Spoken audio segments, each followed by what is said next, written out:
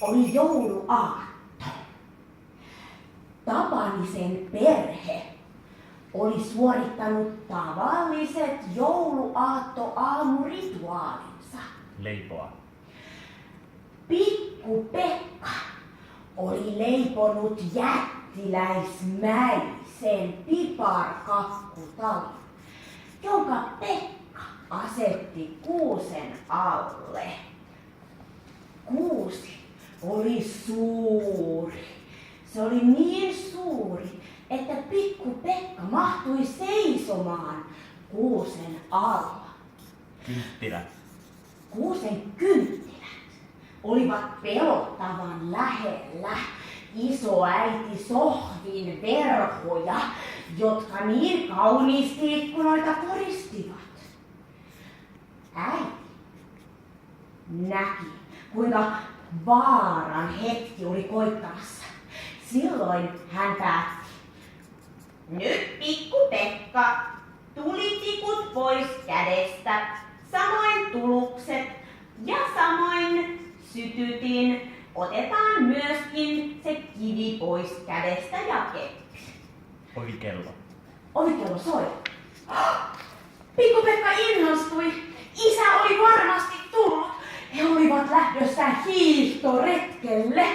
Pekka sai palkinnoksi piparkakkutalon piirtämisestä hiihtoretken. Niinpä isä ja Pekka pakkasivat laukkuun kaiken, mitä tarvitsee: leipää, piimää, piparkakkutalon savupiipun sekä muutaman kynttilän varmuuden vuoksi, mikäli matkan varrella tulisi kylmä. Punainen. Punainen reppu heitettiin Pekan selkään, sillä isä oli vanha ja raihnainen, eikä pysynyt pystyssä ilman rollaattoriaan.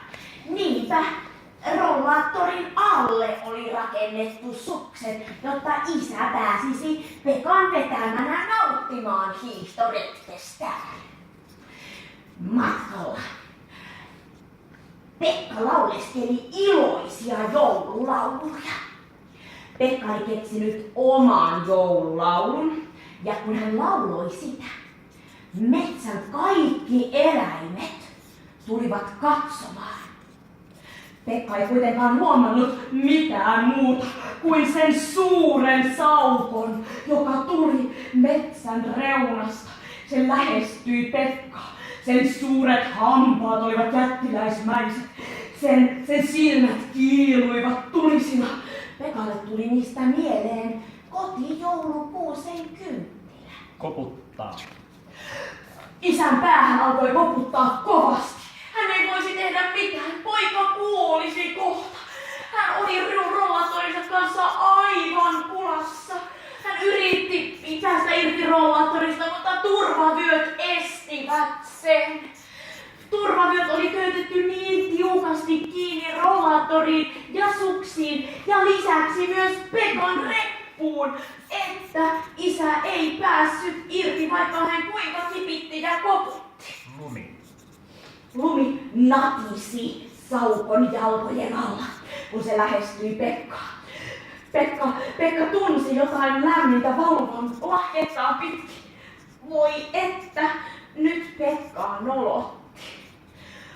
Mutta nolous ei ollut mikään sen rinnalla siihen verrattuna, kuinka paljon Pekkaa pelotti.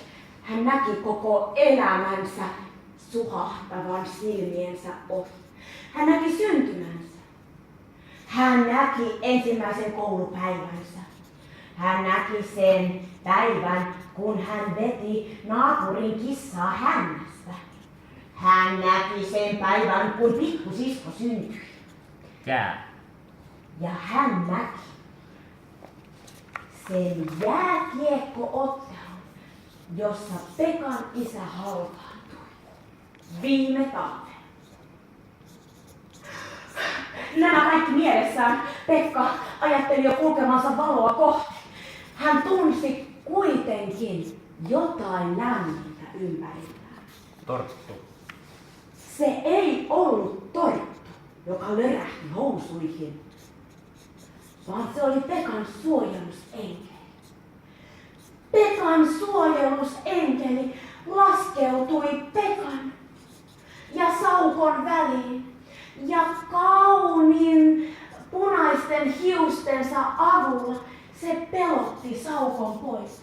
Sillä saukot, kuten te kaikki tarinan kuulijat varmasti tiedätte, päinvastoin kuin härät, jotka juoksevat punaista kohti, saukot aina juoksevat poispäin punaisesta.